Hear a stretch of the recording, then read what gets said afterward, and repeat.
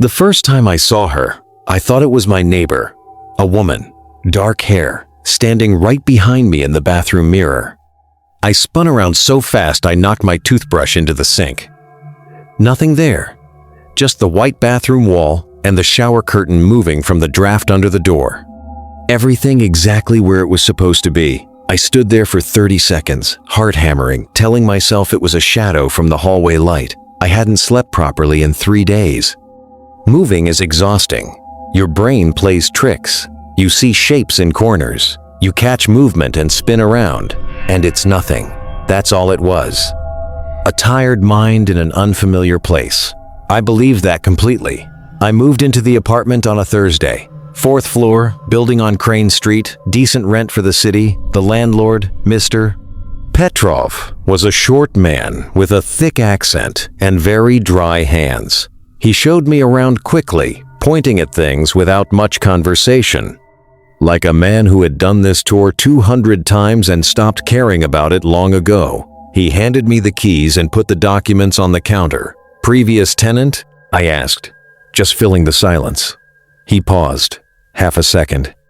Most people wouldn't have caught it. Young woman. She moved out. Everything is fine. I hadn't asked if everything was fine. People don't usually say that, unless something wasn't. But the apartment was clean, the price was right, and I had nowhere else to go. I signed the documents. He left. There were 6 mirrors in that apartment. I counted them later. Bathroom mirror. Full-length mirror on the bedroom door. Small round mirror in the hallway. Decorative mirror above the fireplace. Mirrored kitchen cabinet doors. And a large antique mirror in the bedroom, in a heavy dark frame, bolted directly into the wall. I tried to take it down in the first week. The bolts didn't move. 6 mirrors. 6 windows she watched me through. The second time happened 4 days after I moved in. Tuesday morning, making coffee, still half asleep. I reached for a mug and caught my reflection in the mirrored cabinet door. She was there again. Same woman. Same dark hair loose around her face.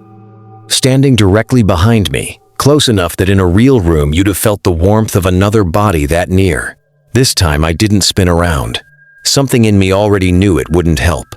She was only there when I wasn't looking directly. So I just stood there and looked at her.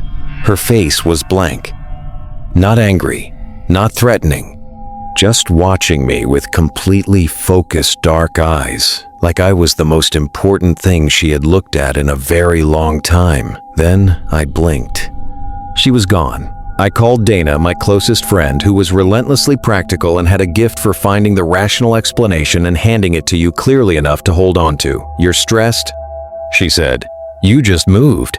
Your brain fills in shapes when you're running on no sleep. Eat something. Give it a week."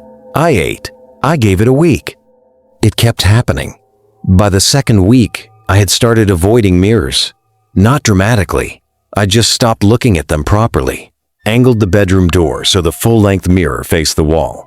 The antique mirror was the problem. Bolted in place, facing the bed directly. Every night I lay there aware of it catching the streetlight and holding it in a way that made the reflection look slightly different from the actual room. Slightly deeper. Slightly more shadow. On day 10, I hung a sheet over it. I woke up at 2 a.m. and the sheet was on the floor beside the bed. Not fallen, not crumpled, folded. Corners aligned, the way you fold something when you're taking your time. I know I didn't do it. I was asleep. I remembered the exact dream I was having when something yanked me out of it. The kind of detail you only keep when you're pulled from deep sleep suddenly. I turned the light on and left it on until morning. After that, it stayed on every night. In week 3, I started researching. I found an old rental listing at the same address, posted 14 months ago. The photos showed the place differently. Warmer. Plants on the windowsill.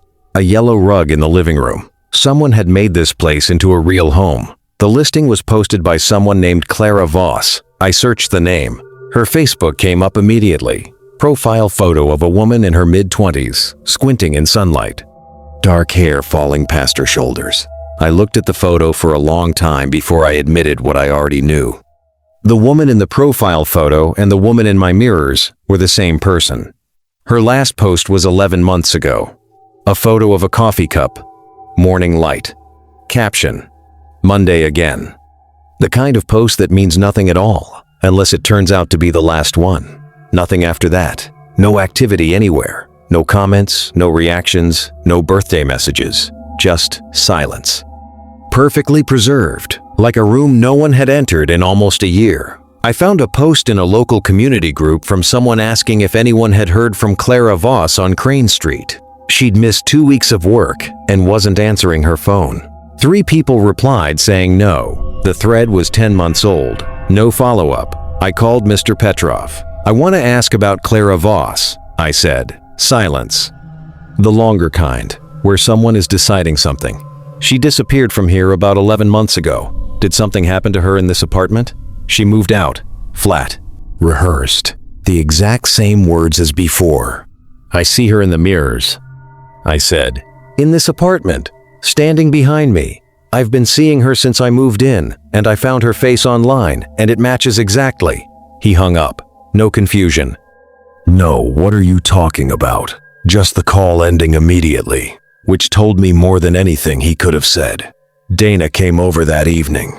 She walked around with the energy of someone trying to be supportive while clearly thinking I had come unhinged. She looked at the antique mirror, knocked on the frame, checked behind it. It's just a mirror, she said. Come stay at mine, a few nights. Get out of here and reset. I almost said yes, but I had a name now. A face, and a name, and a timeline, and a landlord who hung up the moment I mentioned what I'd seen. Running felt wrong. Not yet, I said. Dana left at 9. Every light in the apartment was already on. I sat down in front of the big bedroom mirror that night on purpose, cross-legged on the floor, facing it directly. My heart was going fast, but my hands were still. There is something about making a deliberate decision, even a frightening one, that steadies you. For a long time, it was just me. My own tired face looking back. Then she appeared, slowly, like a photograph developing. First, a shape, then the dark hair, then the face. She looked younger than I expected, mid-20s. She looked like someone who had been frightened for a long time and had gotten exhausted by the weight of it. Clara? I said. Her expression cracked open just slightly. I know you lived here. I found your Facebook. I found the post where someone was trying to find you. I think you've been trying to tell me something since the day I moved in. If you are, I'm listening. The room went cold, immediate and complete. Then she raised her hand and pointed, not at me, past me, to the left, at the baseboard heater along the left wall. I got up and walked to it. The panel was loose. I could see the gap before I touched it, one end not sitting flush, like it had been pulled off and replaced quickly by someone not thinking about whether it looked right. I got my fingers under the edge and pulled. It came off cleanly. Behind it, in the gap between the heater and the wall, was a phone. Pink case, with a crack across the back. Battery, completely dead. I had a universal charging kit. Within 20 minutes, the phone was plugged in. 10 more minutes to turn on. No password. The first 100 photos were ordinary life. Friends, weekends, the yellow rug, the plants when they were smaller. A normal life documented without any thought that it might matter later. Then the last 40 were completely different. The front door lock, photographed up close. Scratches around the keyhole that weren't from ordinary use. A window latch broken and repaired so badly it wouldn't lock properly. She had been building a record, quietly and alone. Then photos of Mr. Petrov, all taken through a barely open door, him standing in the hallway outside her apartment, facing her door, not passing by. One photo of him walking away, looking back over his shoulder, a key visible in his hand. Timestamp, 11:43 p.m. on a Tuesday. The last item was a screenshot of a text exchange, his name at the top, her messages asking him to stop entering without notice, his responses getting shorter and colder. The final message was from him. I know you're home.